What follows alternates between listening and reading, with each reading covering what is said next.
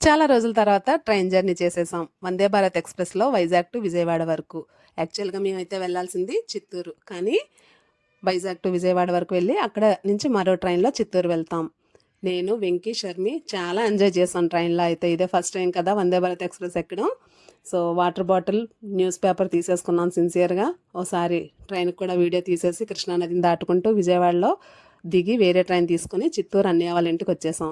ఇక్కడికి వచ్చేసిన తర్వాత బాడీ ఓవర్ హీట్ అయిపోయిందని ఇలా చూసారా వెంటనే కొబ్బరి బొండాల మీద పడ్డాం. అక్కడ కొబ్బరి బొండాలు తాగుతూ కొబ్బరిని తింటూ ఇలా పచ్చటి ప్రకృతిని అయితే చాలా ఎంజాయ్ చేస్తున్నారుగా.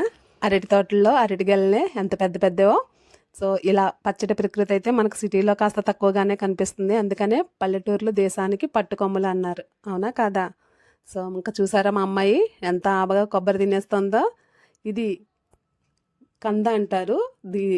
తాబేల్ షేప్లో వచ్చేటప్పటికి బాగుంది కదా అని వీడియో తీసాం. మా వదిన గారు చూపిస్తా ఉంటే.